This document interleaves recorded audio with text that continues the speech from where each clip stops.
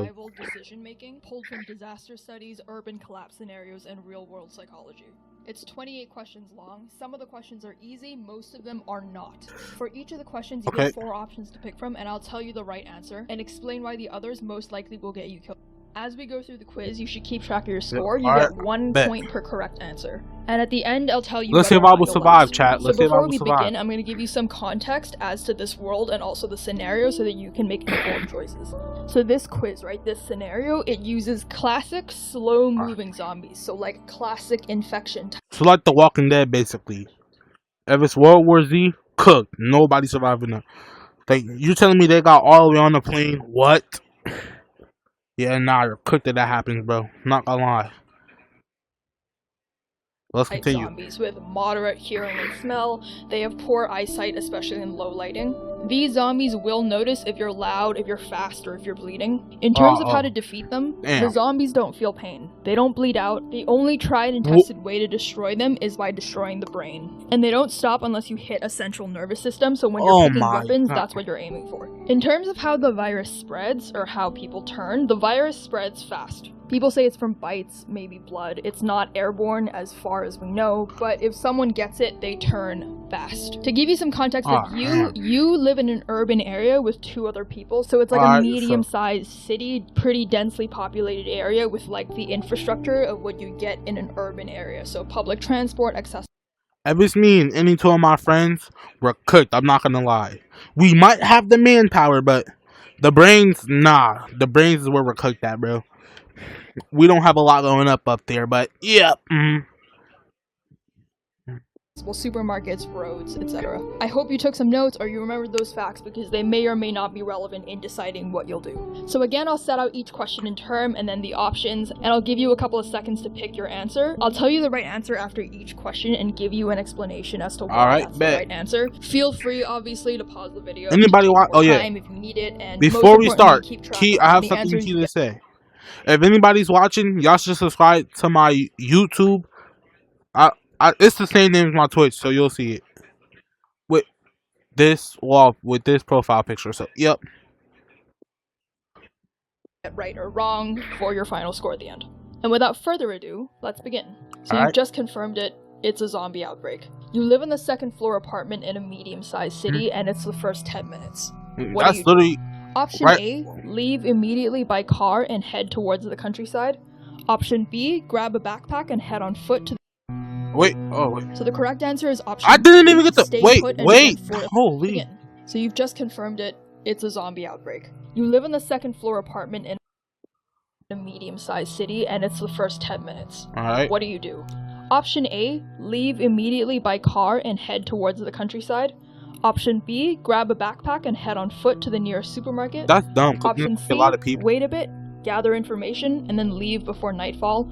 Or option D, stay put and begin fortifying your home.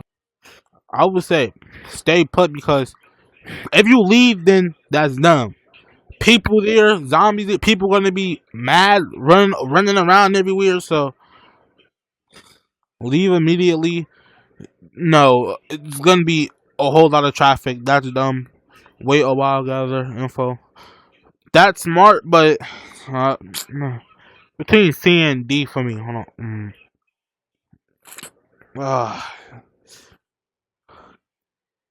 I could wait while I gather information and then leave at night. I'm gonna go with D. I might have to go with D. Yeah, D.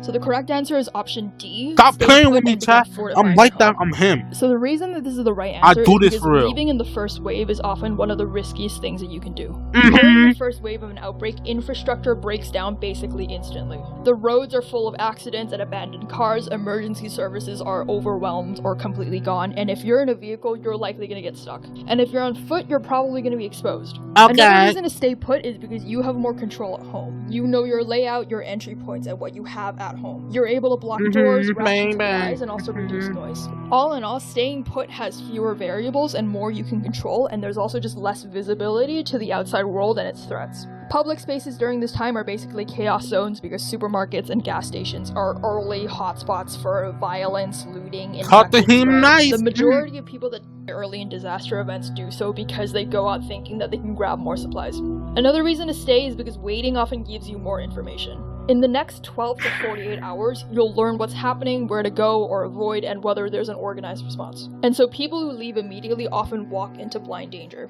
The only exceptions where leaving might be the right choice is if your building is actually compromised, like if there's an infected person inside and there's no way to secure it, or if you have a clear escape plan with pre-packaged supplies and like a safe destination, or if you live somewhere that's completely indefensible. So for example, there's a glass storefront, or you're on the ground floor, or if there's wide entry points. But other than that, the safest thing to do is to stay and fortify and wait.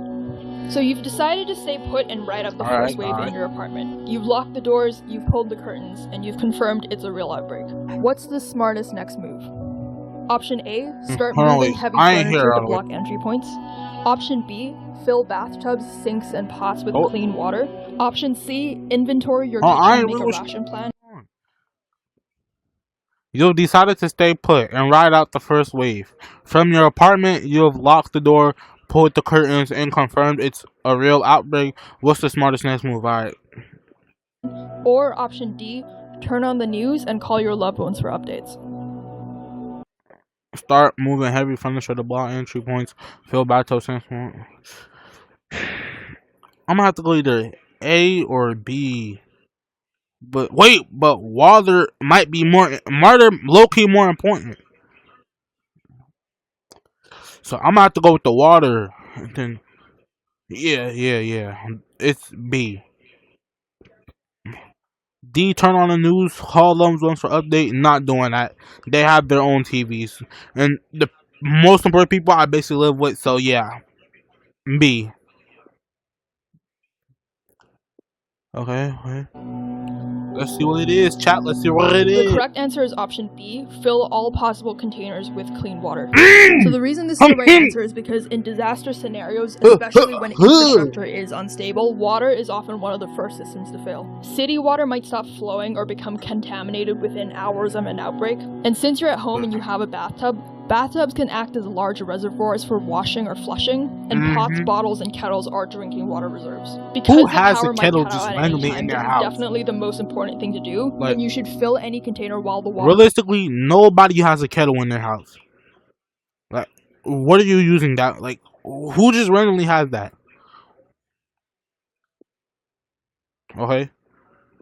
Pressure is still on. So why are the other options not correct? So option A, if you barricade, this is important, but time-sensitive utilities come first. For option C, ration planning, again, this is smart, but no food is a problem in 3 days, while no water is a problem in the first day. And option D, turning on the news and calling your loved ones, that sounds useful, but communication noise risks attention, and you can also gather that information after securing the basics.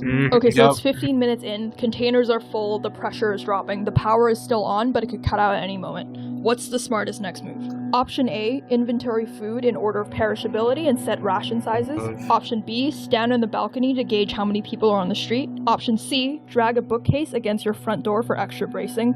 Or option D, write a visible note on your front door saying, alive inside, uninfected, in case help comes. First of all, cross the elephant out the room.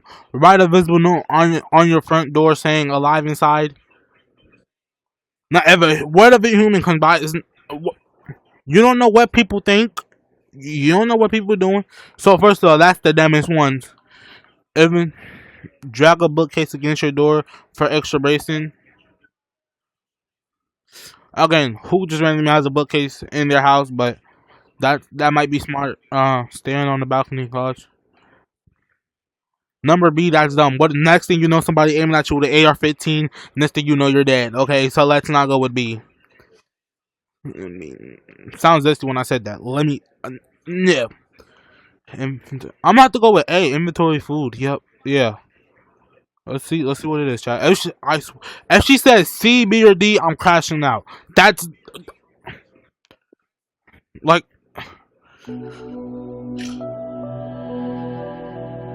A.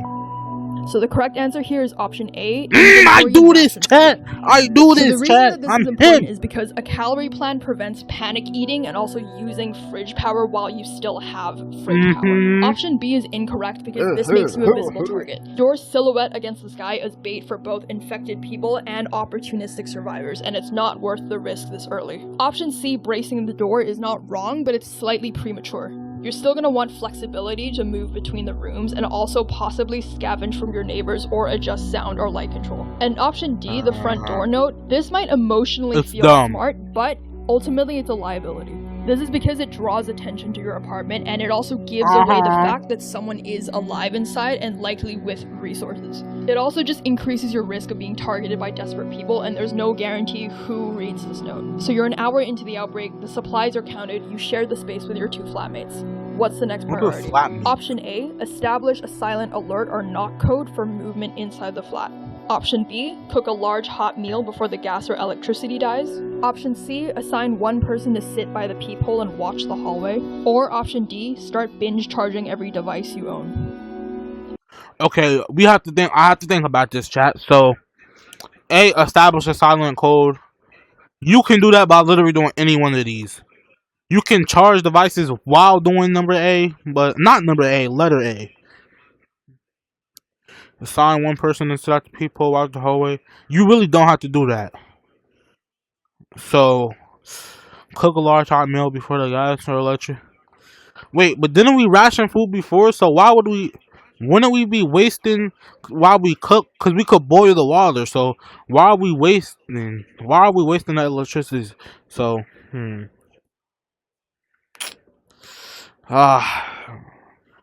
cook. This is hard, chat.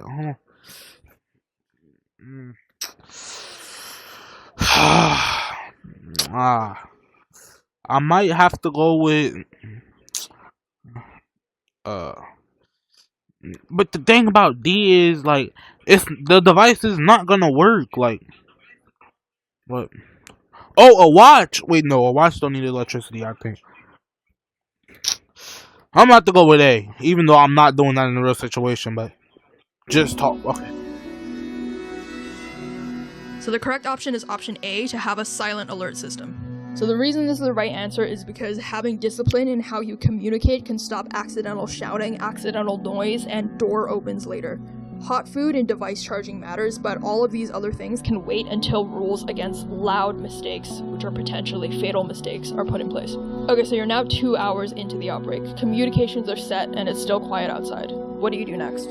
Option A, pick one windowless interior room as the fallback or the sleep space. Option B, clear the hallway outside your unit of any loose objects. Option C, start boiling tap water to sterilize it while power remains. Or option D, spread your stored water containers across different rooms. I already got my answer. C. If she say anything else, is dumb. No, C.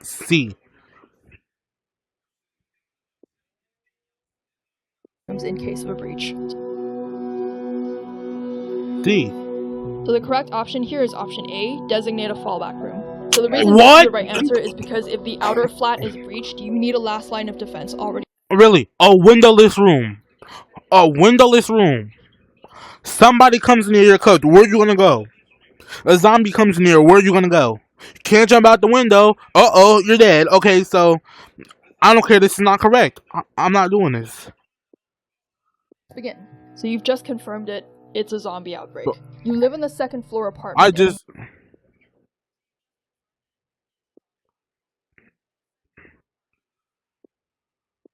Option A, designate a fallback room. So the reason this is the right answer is because if the outer flat is breached, you need a last line of defense already chosen. So this is about prioritizing worst case preparedness before it's too late. By the 2-hour mark, we're assuming you've already secured water, you've already locked down and you've gone dark, and also the initial chaos has passed, but stability is still fragile. So option B, clearing the hallway of loose objects, is a good idea, but it's not really worth the risk of sound unless there's an active threat. This is about option to make C, boiling the water sounds smart, but you've already filled containers at this point, and the tap but water is bath water is not always clean. The power right now might stay on for hours, or it might just cut suddenly, but even then, you can boil the water from the fallback room later. Boiling it right now just creates unnecessary heat, noise, and smell, which are all signals that you want to prevent early on. And finally, D, spreading the water containers around the room. This is like a good idea, but it's minor optimization. Obviously, if you're breached, you don't want all of your water in one place, but again, if you're breached that badly, the whole flat is essentially compromised. And the fallback room should already have its own mini storage. Okay, so you've made it to the end of day 1. The barricades, water, food, signals, safe room, and hygiene are all handled. What should you do to finish the day? Option 1, stay awake all night in rotating 2-hour guard shifts. Option B, start a small cooking fire on the balcony to reduce indoor smells. No, again, you're dead. Option C, signal from a window in Morse code that survivors are inside. Or option D, mentally map a 10 to 14 day isolation timeline. Well, first of all, who randomly knows Morse code? It's 2026. Nobody knows Morse code. Like, nobody knows Morse code. Like, looking beep boop beep boop beep boop beep, sounding like a robot. Nobody knows that. Like,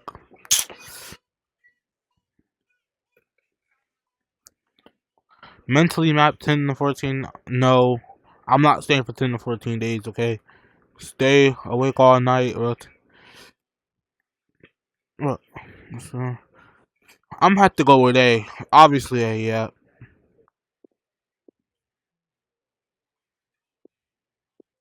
Play. And nightly routine. A. Just A. So the correct answer here is option D, build the timeline. So the reason that this is the right answer is because this sets psychological expectations and also ration discipline. Setting fires, making signals, or having exhausting all-night watches just create risk without adding any immediate survival value. So it's now been 48 hours since the beginning of the outbreak. You've not heard any sirens, no screams, no gunfire. So y'all just chilling. Silence. You crack a window and you listen, and movement sounds faint and far away. What do you do now? Option A, slide open the window a few more inches for ventilation because the air inside is stale. Option B, scan the street from behind the curtain for movement or patterns.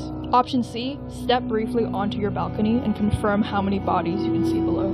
Or option D, knock on the ceiling to check if the neighbors upstairs. If you pick C or B, you're dumb. B or A, you could do B and A at the same time. Scan the street from behind the curtains. Slide the window open for a few inches for ventilation. A and B, you could do it at the same time, but let's be realistic. She's gonna say either A or B, so I'm gonna have to do A. A, bro, A. Either you could do both at the same time, A. Are still alive.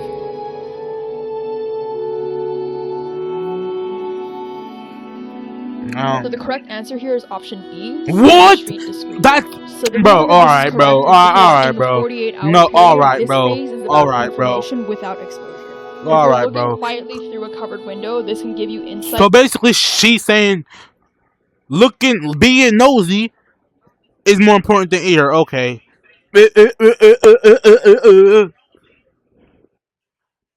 What are we doing here, bro? Like, into movement without sound. Now, when you can't breathe, that's on y'all. Stepping outside creates unnecessary noise and profile, and knocking is an even worse idea because you don't know who's alive or what they do if they hurt you. Ugh. You suspect that the apartment across the hall is abandoned. The door is cracked.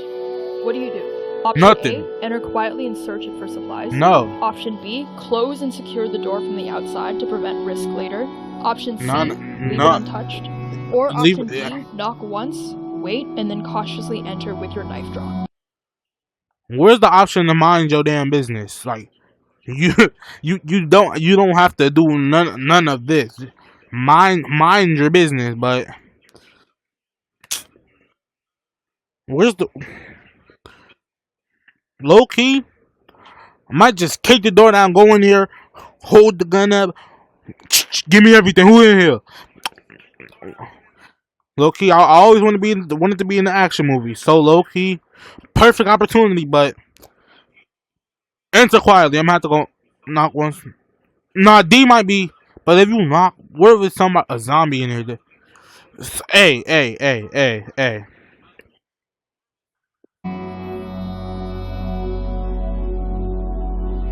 So the correct answer here is option A, enter quietly and search. So the reason this is the right answer is because at this point, controlled scavenging is strategic. If a room is clearly empty, it's better that you take its resources before someone clearly more desperate does. Avoiding all unknowns also isn't sustainable long term. Don't knock, don't announce, don't waste the opportunity. At night, you hear footsteps and whispering outside your apartment door. It's clearly human. What do you do? Option A, stay completely silent. Don't move. Don't make noise. Option B, whisper to your group to grab weapons in case they come in. Option C, make a deliberate sound to show that you're at home and you're not worth breaking in. Or option D, wait for them to move on and then open the door quietly to check. A, stay complete. Wait, what's it? Oh, nah, B. Of course, B.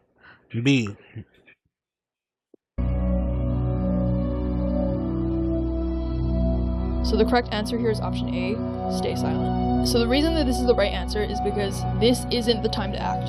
Silence is your defense. Yep. If they're looters, they'll avoid resistance. I think and she if they're said panicking, noise can make them choose your door. If they're infected, sound draws them. You only move if they try to enter, and even then, you don't speak.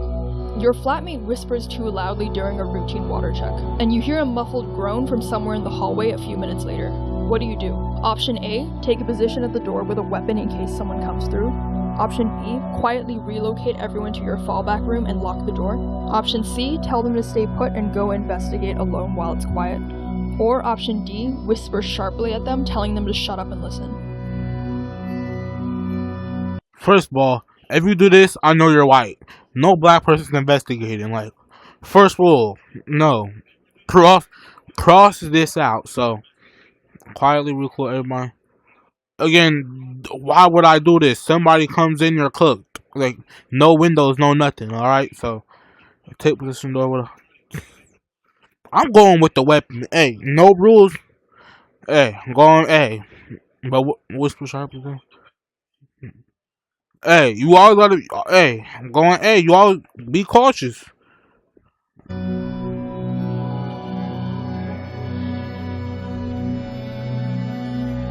So the correct answer is option B, relocate to the fallout room. So the reason this is the right answer is because containment is the protocol here. Fallback spaces exist for this reason. You don't split up, you don't go hunting, and you don't escalate anything. This is defensive discipline. Move to the stronghold and listen. If nothing somebody happens, comes in that room, and if you're breaches, cooked. You're ready. Like, you overhear a broadcast on a still working radio. Evacuation. These are AI answers, bro. It's 6 miles away at an old stadium, but you don't have any further details, and there's also no schedule. What do you do? Option A, immediately pack and leave while the streets are quiet. Option B, wait 24 hours to gather more information or listen for updates. Option C, prepare a bag and scout the route before committing. Or option D, ignore it. Okay. Ignore it, that's dumb. Don't pass opportunity. Immediately pack, no, because again, more than more people here, you're cooked. Prepare a bell bag, scout the route before committing. C and A, look, yeah, aren't C and A, no, not C and A, C and B. Aren't C and B are the same thing, so I'm gonna have to go B, because I think this is like, okay, you're scouting route before committing, that means, I guess, like, this is, you're waiting a little bit, but I'm gonna say wait 24 hours, wait 24, B. So the correct answer here is option C, which is prepare to move, but don't move just yet. Oh, so wow. the reason this is the right answer is because if you have 42 hours. What are you walking into chaos or nothing at all? Okay, I can't be that mad at it. Can't be that mad at it. The right call here is controlled contingency. You should prep a bag, watch for signals, and then assess the route. Okay, so you've gathered your bag, and now you have to choose one weapon to take when fleeing the apartment. What's the smartest grab? Option A is a long crowbar. Option B, a short machete. Option C is a steel baseball bat. Or option D, a cordless drill. Okay, we have my favorite part. A, you could break in and stuff, and you could do damage to a zombie or a human if you have to. So, A, I'm gonna have to go A, but cordless drill, you run out of battery, you're cooked. If you pick D, what is wrong with your brain? Like, actually, what is wrong with your brain if you pick D? C, that's gonna hurt your hand. You know, if you swing a bat, you hit something, it's something vibrates in your hand that hurts. Unless you're Dominican, you could swing like you're Dominican. Hit them with a, how you know Dominican Bobby? Machete.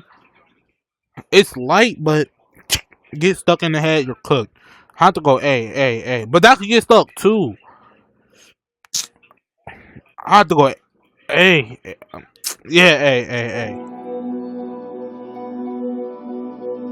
So the correct answer here is option A, the long crowbar. So the reason this is the right answer is because this is the weapon that you're going to grab before leaving your apartment. So the weapon choice here needs to factor in, number 1, how lethal it is against zombies, especially skull trauma. Number 2, utility in the field, so how it works against doors, fences, or breaking into places. Number 3, durability and portability. You want a weapon that won't break and it won't slow you down. But crowbars are kind of heavy though, I'm not gonna lie. So no skill or precision needed. The reason the crowbar is the best choice is because it delivers focused and dense impact, which is ideal for cracking skulls. It also functions as a multi-tool, so it can open doors, pry fences, break windows. There's no edge to maintain, there's no power required, and it's nearly indestructible. And basically, it works in both combat and escape. All in all, it's the most versatile survival tool that you can carry. The machete was a viable option, but it's risky. It's good in the sense that it's fast and it's light, and it's good for clearing brush or like cutting rope, but it's not really designed for hard impact because it can slice through soft tissue, but it might get stuck in bone. And remember from the beginning of this video, I told you that in order to defeat a zombie, you have to aim for its brain. And in order to get to the brain, you have to go through the skull. And a machete can get stuck in a skull or in the bone of its neck if you're trying to cut its head off. The baseball bat also looks like it could be a really good idea. Again, not bad. The reason for this is because it's unnecessarily heavy, it's tiring to swing, and also there's no extra function besides the intimidation. Bats also often glance off of bone, so it's actually not great for cracking skulls, especially if you're swinging